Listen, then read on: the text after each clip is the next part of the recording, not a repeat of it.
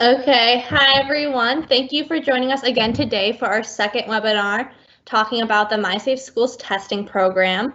Today we're planning on going into some more of the more intimate details of how this testing program will work, looking at the enrollment, some of the forms that we needed to, and then answering some of the major questions that we had from the last time and the questions that you all submitted via the survey link that you all filled out.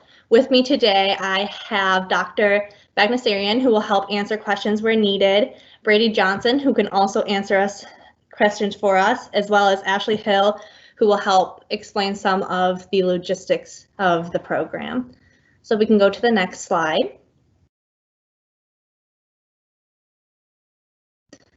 So we've kind of talked about these steps briefly last webinar with Dr. Bagnesarian, talking about the different steps that we have to take in order to make this program work and work for your schools. So this is just a list view of the steps that need to be done and how you can do them. And we're going to go in step by step through each of these with more detail on how and why and where these steps can be done. Next slide. So as we've talked about before, the most important thing that we need to do, and I think it's important to reiterate again that this program can start at any time. It didn't need to start on the day of our first webinar. So if you're joining us for the first time, this is a great place to start. You can start with step 1. If you've already started step 1, that's also fantastic and great. So as we've mentioned before, or if you're new, the first thing we need to do is make sure that we're engaging important stakeholders. You're attending and sharing the viewings of the recordings of our webinars, which can be found on our website. Sending emails and letters to important people in your community, and just making sure you have overall buy-in is going to be really important to making sure that this program is successful in your area. Next slide, please. So after that step has been done and you have some good buy-in and you're ready to go, we're going to ask that you identify points of contact for your district and points of contact for your school. And then those questions will be asked in this interest survey that many of you have already filled out. And if you haven't, we ask you to fill that out as soon as possible. The link's there on the bottom. And this just really gives us a good idea at MDHHS about how many tests we need, who we need things for, where tests are going to, and this is what the survey looks like. It's just a handful of questions, again with the link on the bottom. And this just gives us a good idea of planning logistics on our end, and then a way to contact you all with information. Next slide, please. So then once you have expressed your interest, we're moving on to training. And so here we are already doing some of the training. But the most important thing we need to do in your district is identifying a testing team. So this is the team of staff that's going to perform the tests and the staff is going to report the results. And so we're going to have a webinar on the reporting and how to test. So the how to test reporting is on, or how to test webinar is on the 20th at 2 p.m.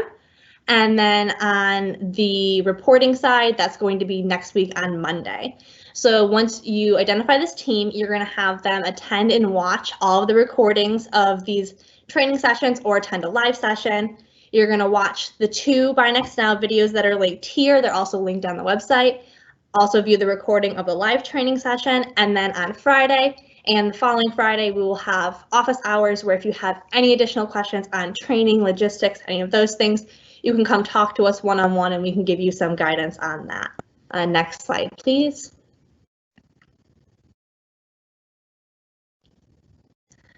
So just a little bit of what a testing team looks like and some of the roles that they may have to kind of go further into what this will really look like. So we, through our partners with MHSAA, they've told us that about a staff of about 4 people can test over 80 students in an hour, so about 80 staff in an hour. And they had 4 people who kind of made up these 3 to 4 different roles, where you had a testing coordinator who was kind of the person in charge of identifying the team, the members, and assigning roles. They also coordinated and documented all of the training, identified the testing site within your school, secured the equipment and supplies that you needed, were able to do the technology, storage, did the waste disposal, all of those things That was kind of their job to do. And then you have the test administrator who you have trained in doing Buy Next Now training by watching the videos, attending a live webinar, and then also their job would be then testing and reporting those results to the individual. And then you also have your data entry folks who, when they attend the webinar on the 25th or watch the recording, they would be in charge of reporting all the data to MDHHS. Next slide, please. So after you have your staff trained and you have everyone engaged and you have all the forms that you need, you kind of need to make a plan for specimen collection. And we'll go into way more of these details on the training tomorrow with how to use a Buy Next Now kit, because these kind of go hand in hand. But the important things to highlight here right now are that we need to ensure that consent is obtained from each individual and each participant. Even though this is a voluntary program, consent must be obtained from each person. You also need to have your PPE available to you, including mask, gloves, eye protection, having hand sanitizer, disinfectant, pens, the timers, having access to the reporting portal, a Wi-Fi and a laptop, all of the things that you will need, and we'll go into greater detail about those on Wednesday. And then you also have to have a plan for waste disposal, which this is linked here. It's also linked on the website for what the requirements are for waste disposal. And if you want to go on to the next slide.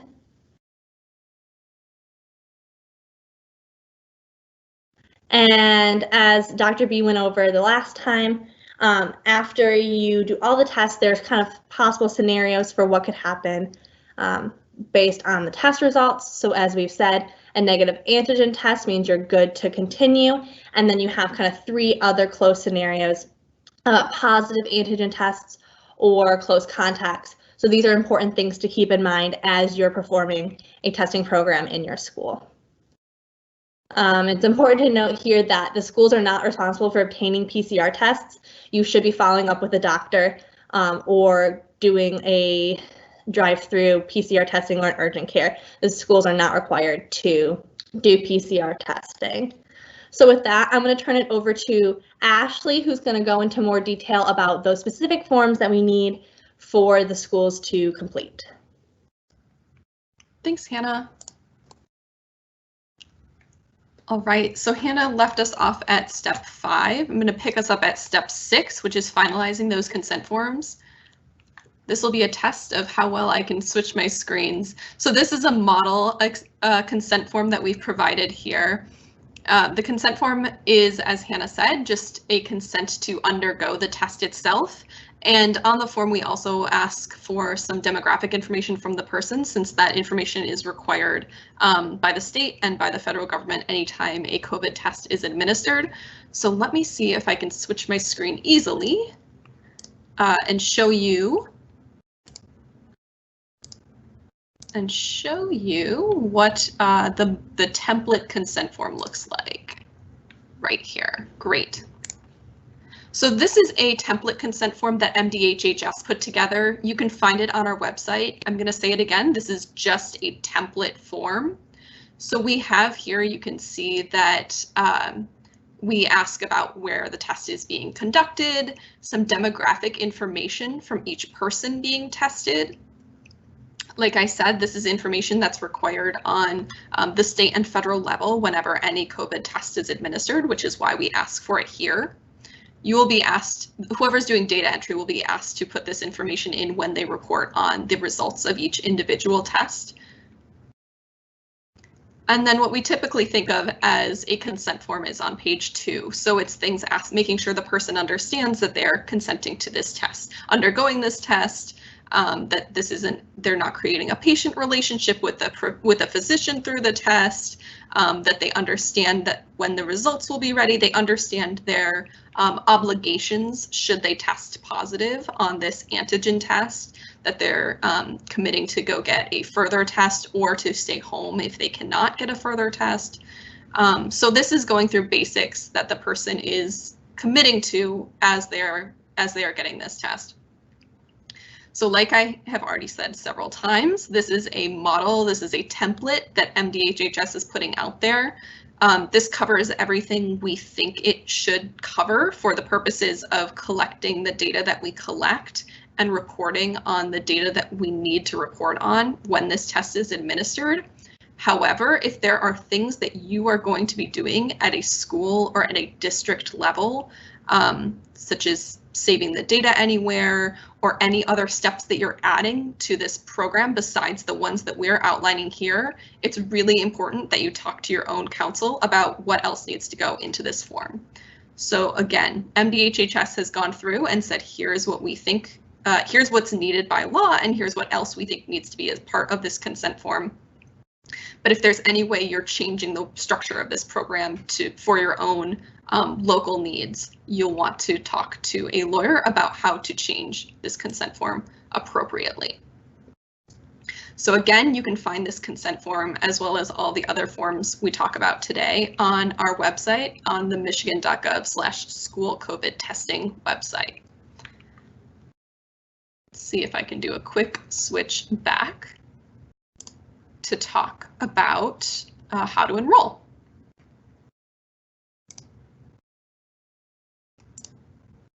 All right, so once you've finalized the way that your school and your district's consent forms are going to look, you've started to socialize those and send those out to the folks that are going to be getting tested, collecting signatures, and collecting those consent forms. You'll be well on your way to submit the enrollment survey. So what we've already asked you to do to this point is to submit an interest survey. Are you maybe interested in this program? And as Hannah already explained, that's to really help us, since we're turning this around quite quickly with your help, thank you, to make sure that we're prepared logistically to send out the amount of tests that are going to be needed pretty quickly here. So we're going to start sending those out very soon so that we already know plenty of people are ready to get this started on February 1st. So that was really to help us logistically figure out how many tests we need to start distributing to schools very soon. This will help us actually make sure that you've completed all these steps that we've just gone through, steps 1 through 6, and can actually enroll in the program. So you're going to need to make sure that you actually, this is where you say, yes, I have those consent forms, I have them signed, I understand what this program is that we will be engaging with as a school or as a district. I understand the ins and outs of the program and how it's going to work, and I've made my plan for how it's going to work here. So as Hannah was talking about, I've gotten the appropriate people all trained to administer the test. They've watched the videos, they understand what's required. I've made my plan if someone tests positive. I've communicated all of this with the staff and anybody else that needs to know about it in our district. So I'm going to talk a little bit more on what else is going to be needed when you submit this enrollment survey. The basics that I was just talking through, we've captured them all in the school participation agreement. So I'm going to quick share screen or switch screens again and go through what is part of that school participation agreement.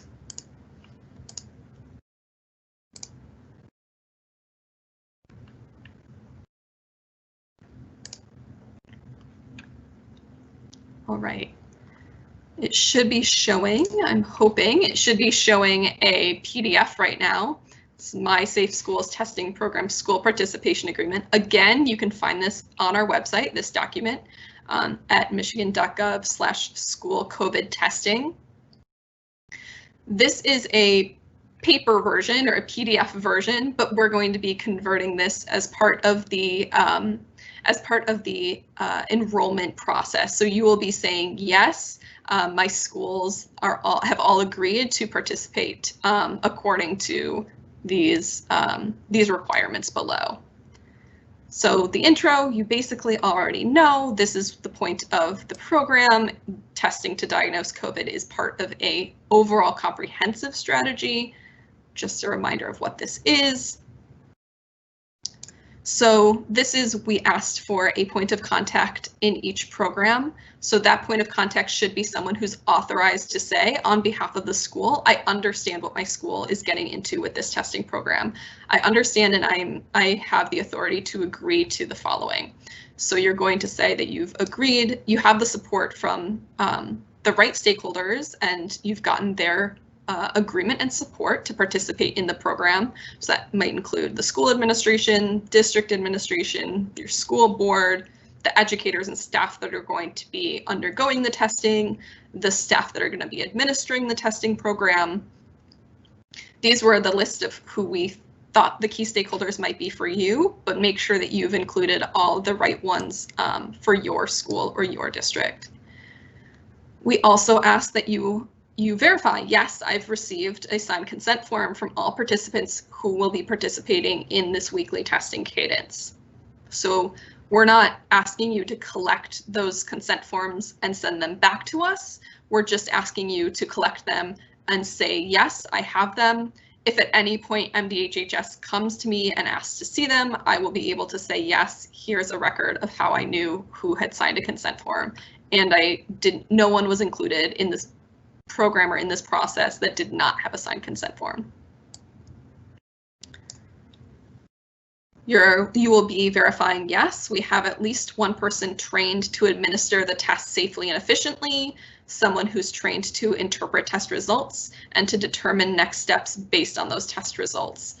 As Hannah said, it may take more than one person to do all of these pieces, but that person should be trained appropriately to do all these pieces. So it's at least one person. Your team might be bigger than this, depending on how you set this program up at your school. We also have at least one person trained to fulfill reporting requirements. Same thing, that might require more than one person at your school, but you have at least one person who's gone through the training, who's done the reporting training needed to do data entry for your school on the test results. You're going to be agreeing to comply with the outline of the program. What are the requirements? That you're testing participants weekly, that you're reporting all the test results back to MDHHS. We said daily, but it goes along with, it means at the time of day, or at the day that you're conducting the test. So on the day of the test being administered, that's when you're reporting the results. It's not the results need to be reported every day. You're only conducting the test once a week. And any positive test results are reported to the school district and back to the local health department. That should be part of your regular reporting protocol anyway if you have someone who tests positive at your school. So that shouldn't be anything different, but you're just saying, I understand that as part of the program. That is part of what I agree to. You also have a requirement that any staff who exhibits COVID-19 symptoms or who gets a positive test has to stay home and self-isolate. Again, this is part of the plan that we ask you put together to participate in this program, and it's part of what your school's plan probably already has been this whole time. We ask that you agree to have a plan in place to securely retain and keep any records that you have for this program. That should be in compliance with any applicable state and federal laws, and that you can provide anything that you do keep to MDHHS upon request at any time. So as I've already said, for the individual test results themselves, you will be reporting those directly into an MDHHS portal. So there really shouldn't need to be any necessary need to keep those records yourselves once they're provided into the portal itself.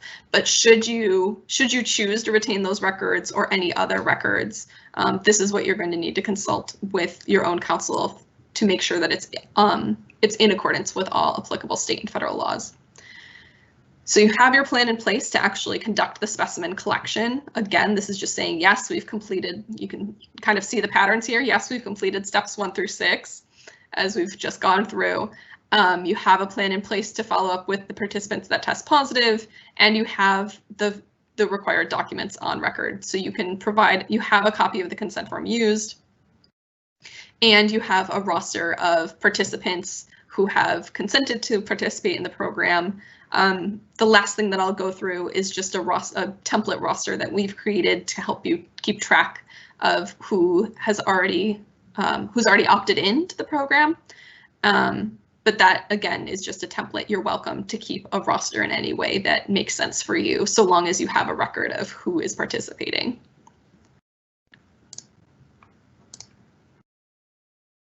I'm going to go back to, great. the slides. So I'm not going to go over the consent form again. We already looked at that one. And then this template school participation roster. So we'll look at that very briefly.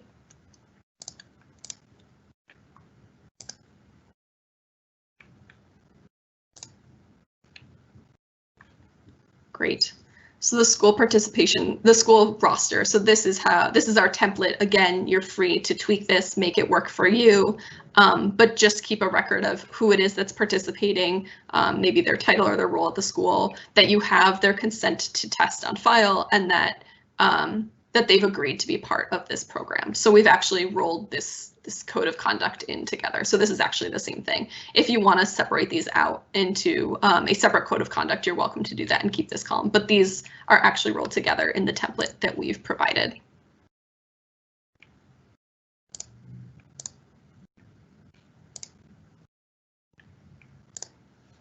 I'm sorry to folks who might be getting whiplash from going back and forth. That's the final screen sharing. So those are all of the pieces of the enrollment materials, and those are all the things that when you go into the enrollment survey that you will be saying, yes, I have these on record. Yes, I'm agreeing to all of the parameters of this program, and yes, I am excited and enthusiastic about participating. So those are all the pieces we need, and once we have your verification on those, we will be sending out and distributing the actual tests themselves so you can get your program started.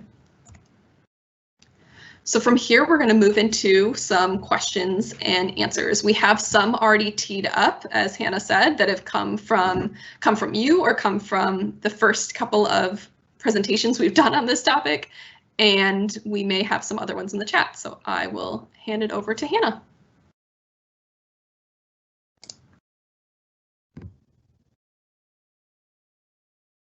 Okay, if you want to switch to the next slide with the question. So the first question, I'm going to have Ashley, I'll ask the questions and I'll have Ashley answer the question just so it flows a little bit better. So Ashley, what are the reporting and reordering requirements? Yeah, thanks, Hannah. So reporting and reordering requirements, we just went through a couple of the reporting requirements.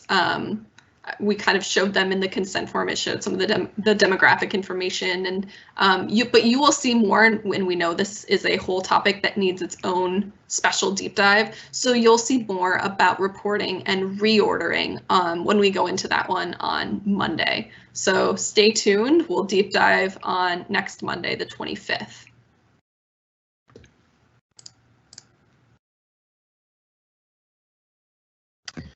So we talked a lot about consent forms. So are consent forms necessary if the program is voluntary?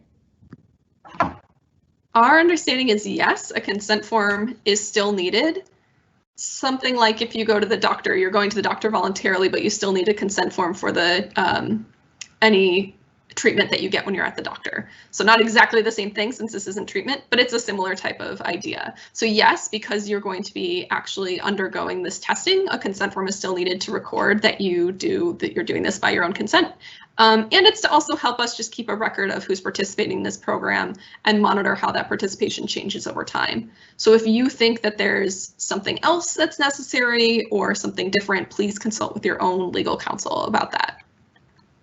So there's a couple of questions here in the Q&A about, are consents needed to be signed every week?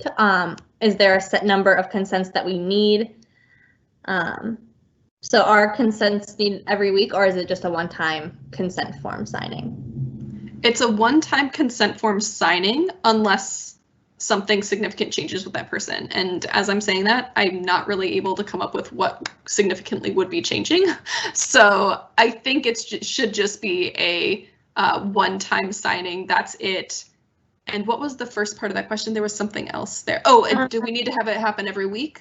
No, you shouldn't need to have the consent form signed every week. Great. Okay, you can go on to the next question.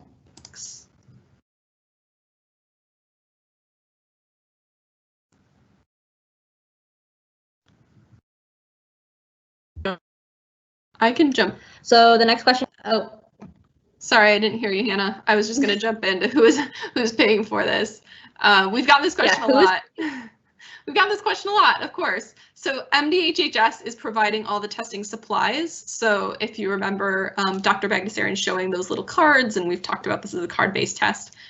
So we're providing all of those to schools at no cost, but we know that it will take other pieces to go into this to make it a successful program. So staff time, other personal protective equipment, or any other costs to run the program besides the cost of the cards themselves are going to be the responsibility of the school or the district. So we're really excited that the tests themselves are something that MDHHS is going to be able to provide. Since correct me if I'm wrong, Dr. Bagdasarian, but I don't think they're available for the general public to just acquire these cards on their own right now. At this time, no, they're not available. So this is, we're excited to be able to provide these to schools for educators.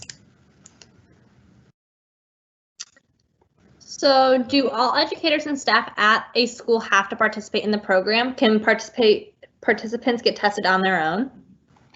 So no, no to actually both.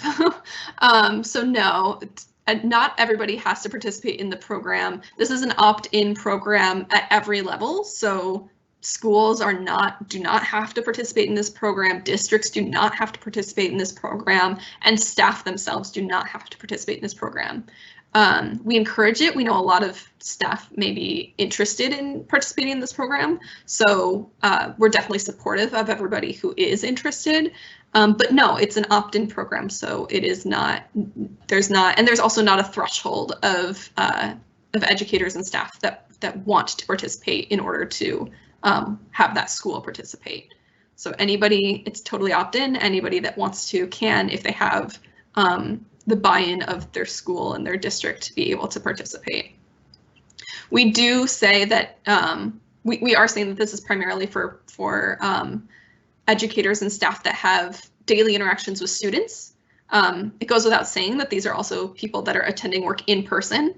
That's kind of the whole point behind doing this program. It's to allow for people that are doing in-person work to feel more safe and comfortable and have this be part of the overall strategy to do that safe return back to the classroom.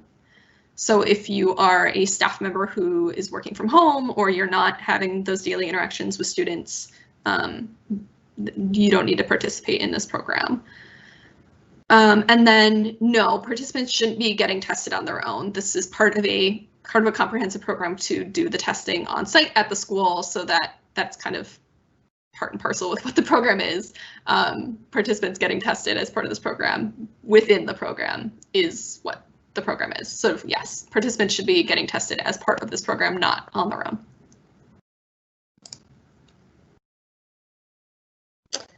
So the next question, I have already received a vaccine for COVID-19. Is testing still necessary? So I'm going to give our official answer, and then I'll have Dr. Bagdasarian chime in with any other clinical expertise on this question. So once an individual has received both of their doses of an approved vaccine for COVID-19, they can very well choose to stop participating in the program. They can actually choose to stop participating in the program at any time. This is just our, if people are wondering, you know, I've already been vaccinated, when would it make sense for me to stop participating? So they're welcome to stop participating once they've received both doses. And the likelihood of developing an infection after that vaccination is very, very low. It's of course not zero, but it's very low. So Dr. B, is there anything else you would add? That was perfect, Ashley. I will just say that, you know, we're still learning so much about vaccination and about immunity, but as Ashley said, the likelihood of developing a COVID-19 infection after receiving 2 doses of vaccine are very, very low. However, there may be individuals who are still interested in participating in the program, and we won't stop anyone from participating if they'd like to continue on. Great point, thank you.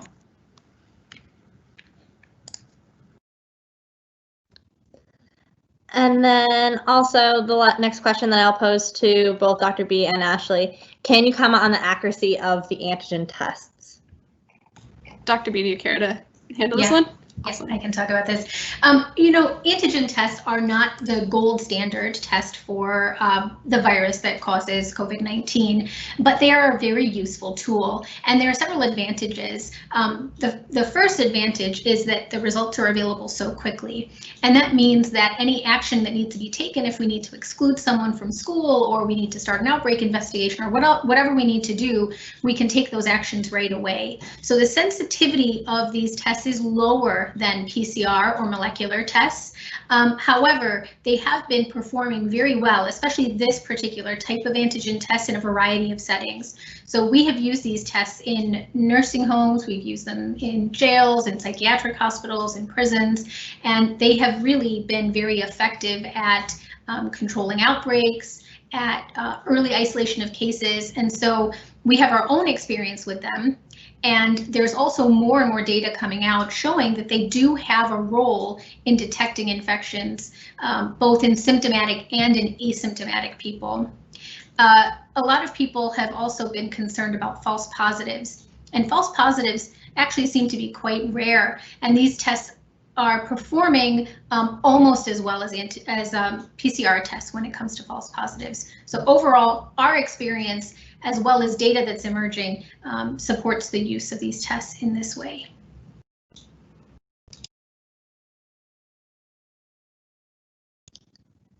Dr. B, a follow-up question on this. Someone asked, is the test effective for the new COVID-19 variant?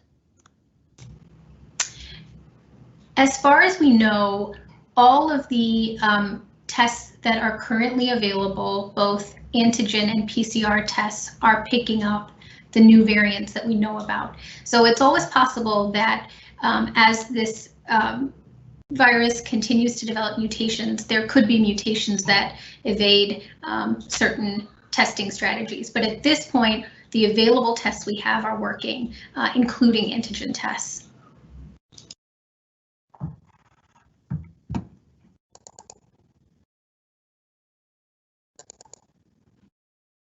Great, thank you. So now those are all of the questions that we have lined up. We can go through some of the questions that have been asked in the Q&A throughout the event. So the first question that I see is, do schools have the option to do PCR testing instead of the rapid antigen testing? Not as part of this program. So with this program, we are offering antigen tests because we were able to secure a supply of them from the federal government. So we are able to offer these tests because they can be done outside of a lab, because the turnaround is so fast, and because they can be performed by non-medical personnel.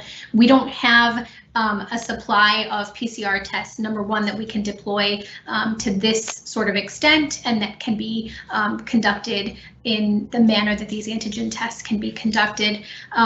If schools would like to partner with other labs, with other vendors, and come up with their own testing protocol, that's possible. You can also see if a local health department is interested in working with you. But for this program, it is we're using antigen tests, and that's all we're able to supply at this time.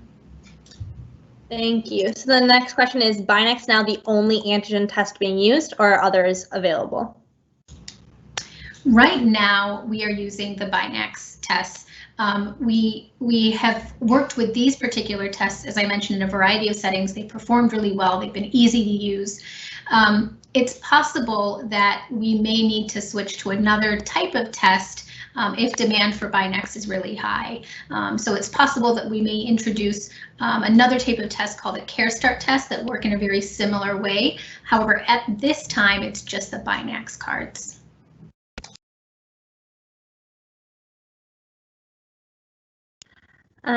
So the next question, in a district with multiple buildings, can some buildings participate if others do not?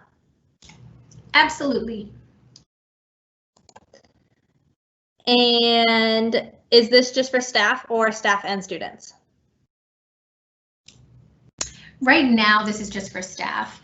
A couple of reasons for that. Number one, we simply don't have enough of the antigen tests to offer this to all students, or even to a proportion of students. The numbers are just too huge.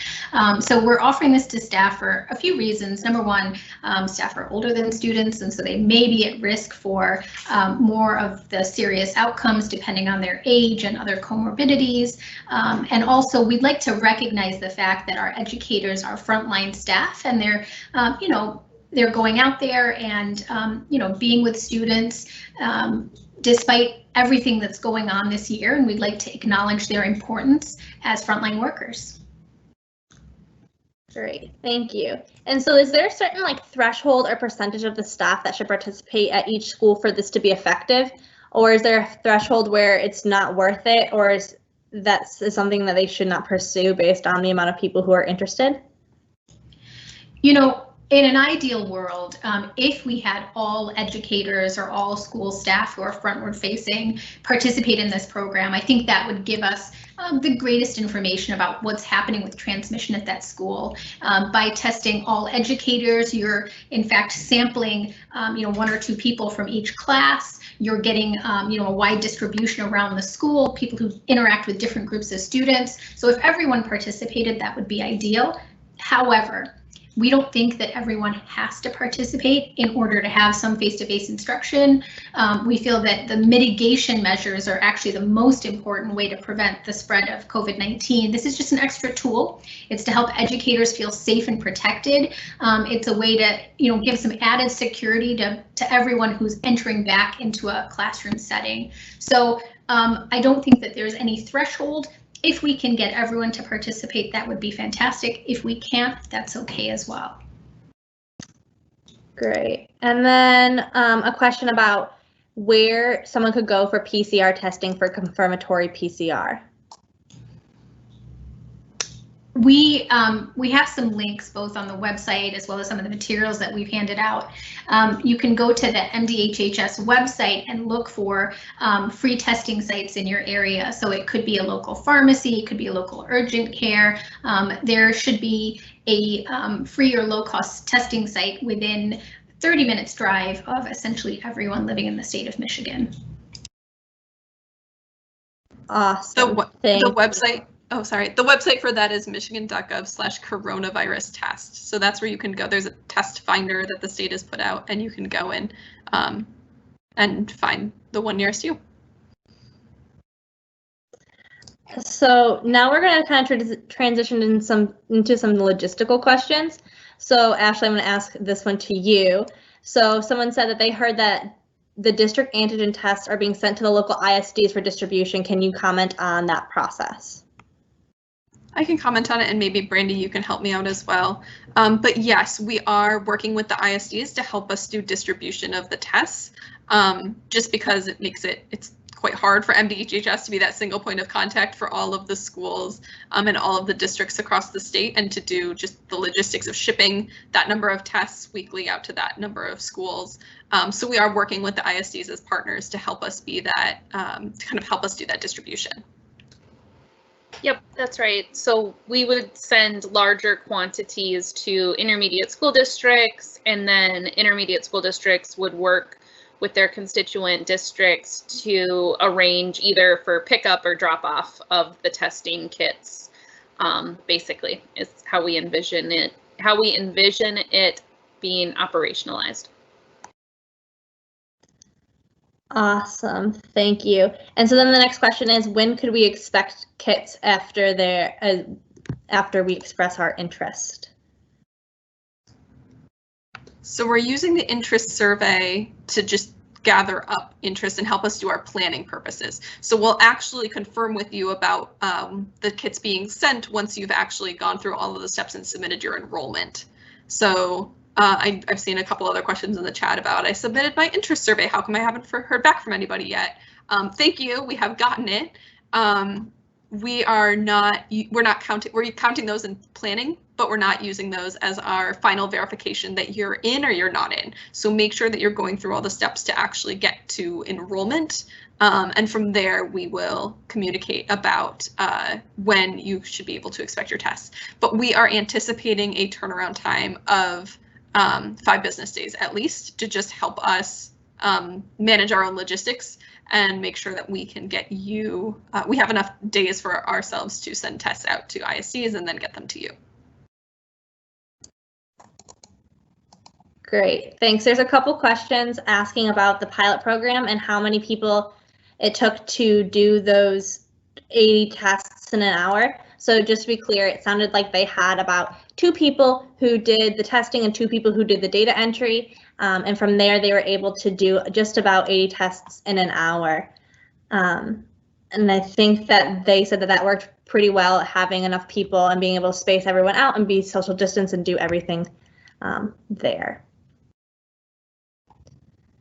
So from there, the next question is, are these programs HIPAA compliant? So I can talk about that one. Yes, as they are designed and as we've laid them out here, yes, we've laid them out to be HIPAA compliant. And actually, because a lot of the reporting for this program is reporting of those test results back to MDHHS, that is a public health surveillance function. This is getting into like privacy and like deep into the legal weeds, but basically because the data are being collected for public health purposes, that's outside of HIPAA. So it's actually, the program doesn't need to be HIPAA covered for what we're asking you to do because this is public health reporting.